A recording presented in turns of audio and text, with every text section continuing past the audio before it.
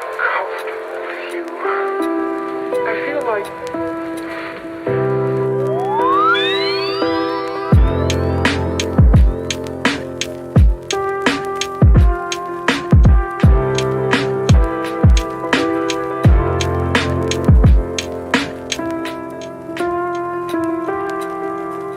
I'll always love you. I'll always love you.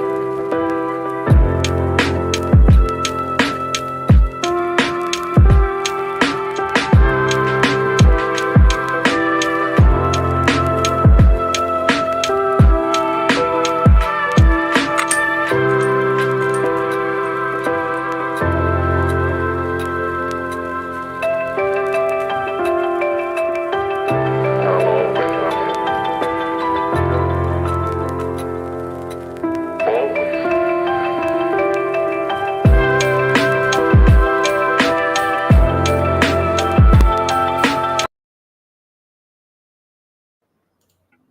Hello. Hello, everyone. Hey, hello everyone. Hello Gabin. How are you? Great. And you? What's up? Yeah, I'm fine. I can see a change in the scenery. What's happening? In what? Sorry. In the scenery, you're not in your usual Ah, place, I yeah. can see. I'm in a secret place in Paris with many Starknet builders. Yeah, Nice. it's Nice. So called secret place. the Only Desk building. I think it's called.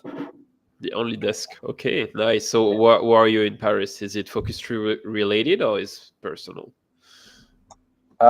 It's focus related. Basically, we do guerrilla testing, which is going in the streets, talk to your users. In our case, it's students. So yeah, it's a weird week for us, but very valuable. Yeah. Nice, nice. Well, okay, well, let's get going. First of all, thanks for the one joining. We are almost at 70 people. You can use the chat if you have any question or just, just to say hi. Uh, as you can see, we already have a couple of messages here. Let's get into it. I think it shouldn't last very long, maybe 20 minutes tops. But yeah, I mean, there's been a few updates that we need to share with the community, and a few very interesting updates. Maybe we should start by talking about distributions. Gavin, can you talk about distribution in general? How important do you think it is for a startup versus building product? Yeah. So that's a very good question. Honestly, when it's your first startup, you think that building the product is the hardest part. So you really focus on the product and the features and stuff like that. When you're a little bit more experienced, you realize like what really matters is not just the product, but how you distribute it to users. And it might sound obvious, but if we're honest, when we started Focus 3, we didn't really think of distribution first, and that's definitely something we would do differently. And to give you an example, now there are companies that before building anything, they create content, they have a strategy of distribution, and if it takes off, then they build a thing, which is the opposite of what we basically usually do. So yeah, no, distribution is really like the hardest part in a startup, and so if you succeed with your distribution, you can really beat your competitors because now with AI, it's not that difficult to build software, but to distribute it, it's harder and harder because there's so much stuff going on. So yeah. Yeah. So would you agree that now most of the product and tech is commoditized and it's all about distribution? Do you agree with this? Yeah, I completely agree. And I think it's going to be even more true in 2 years from now because the way I see it with AI, so we got the LLMs 2 years ago, and honestly, it's not improving that much, like the quality of LLMs. But now you get agents, and agents is basically you do things like the LLMs can do actions. So when you code, it can actually create files, it can look on the internet, create a server, this kind of stuff. And this is actually a big deal.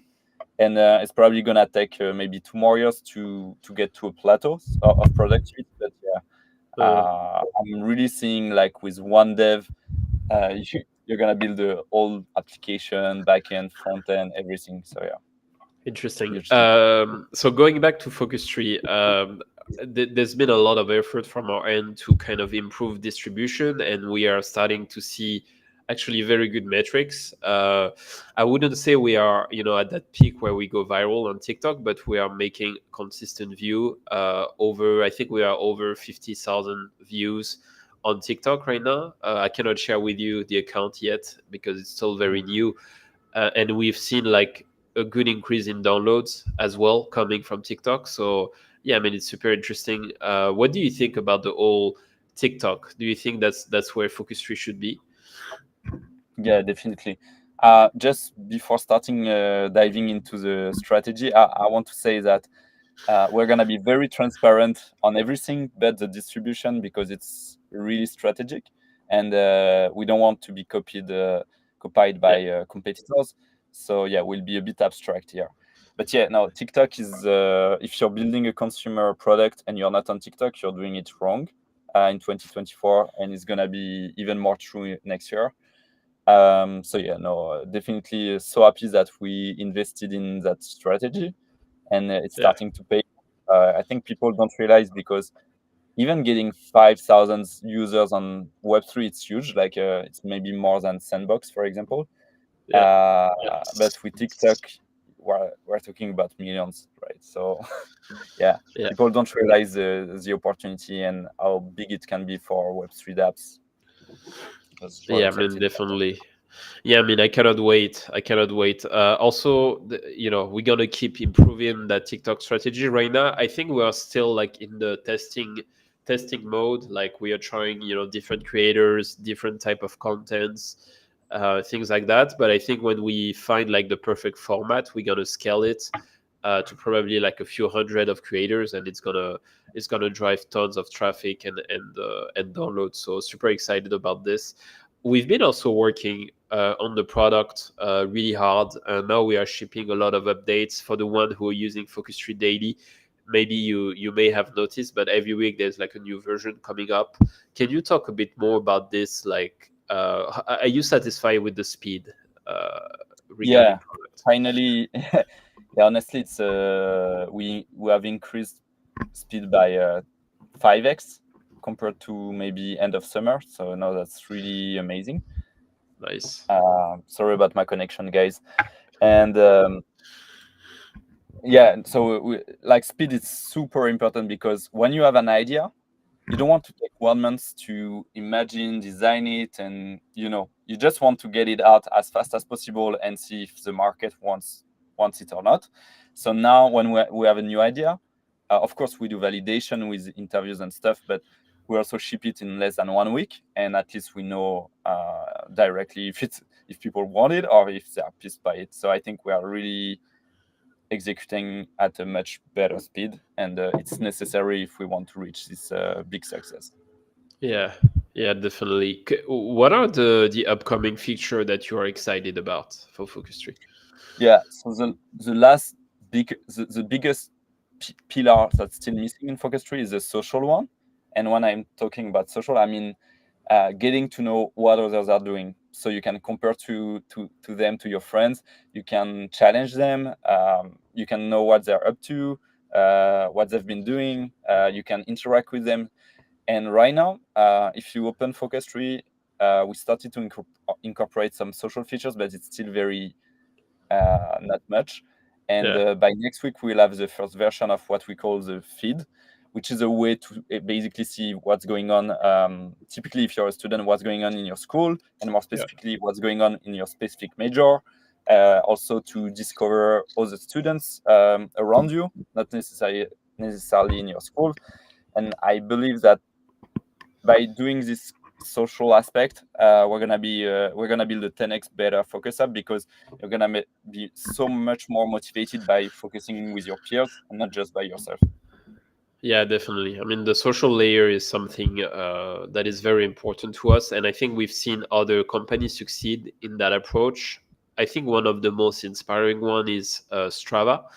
I know you're a big user of Strava. So for people who don't know, it's like the running app, but like with a very strong social layer. It's more like a community.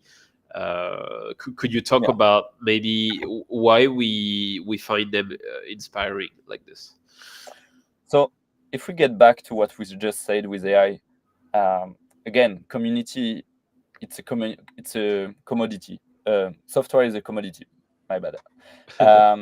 Which means if you want to build an app blocking an app blocker, it's gonna take you maybe 2 weeks, maybe 1 month. It's not hard to do. What's hard is like getting people constantly getting back to it, using it daily, inviting their friends. This is the hardest part. And using the social feed like Strava, you can really build what we call network effect. Strong asset when you build a company for Yeah. the next 10, 20 years. And why? Because people are on, so people typically who run, they're using Strava because all their friends are on Strava. So they don't want to try the new app. They don't want, so you really build a strong asset as a company. And if we manage to build a social layer of students, we'll be in a so strong position that then we can add up, all the Web3 features on top, and people will be really there for the value and not trying to extract any value. So I think it will be the first time in history that we actually incorporate crypto, and people are not here for that, but for the value, interesting value of the app, not the financial value. Yeah, I mean, I think the social layer, like you said, really creates that, high defense for like a product. I mean, if you want to compete with Strava, it's nearly impossible because there's already such a big community, and people have that, they have their friends there, they have their favorite influencers. It's almost impossible to take them on the fight. And we've seen this with a couple of other company. I mean, network effect is kind of like the thing of the Silicon Valley. When you look at Facebook, when you look at YouTube, they've built those huge, valuable company because they are relying on network effect. And once it's there, just nobody can really touch them.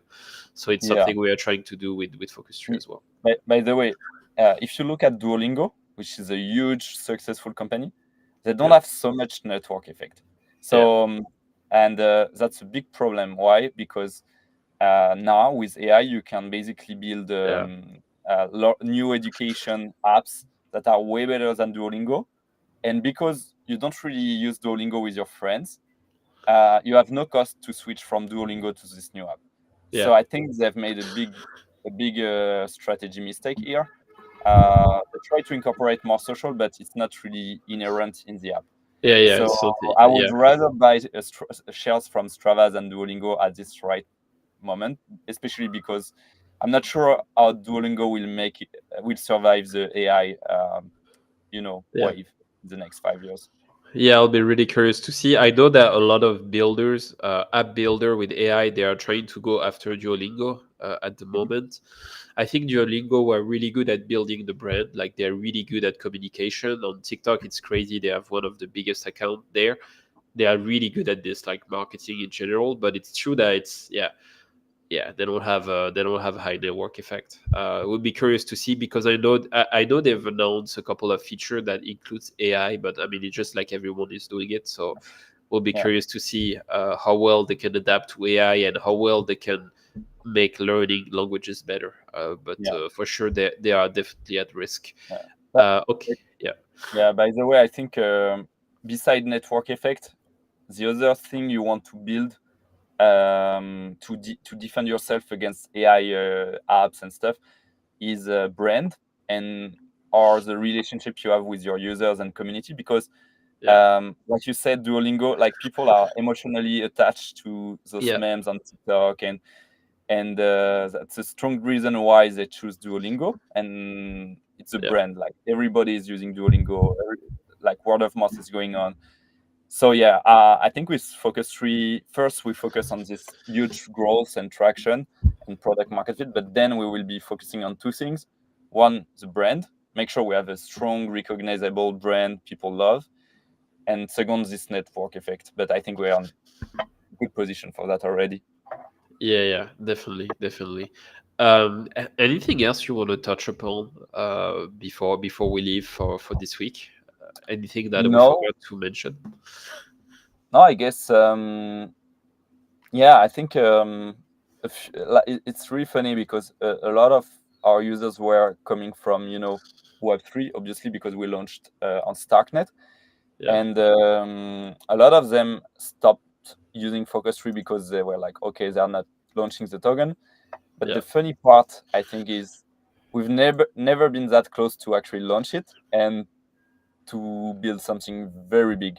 So I'm pretty sure like the one who actually stayed using Focus Tree because they love the product and don't expect anything, I think they will be rewarded for that. And I'm so happy because we got rid of those, short-term people, and now Yeah. we only have the true OGs of Focus Tree with us.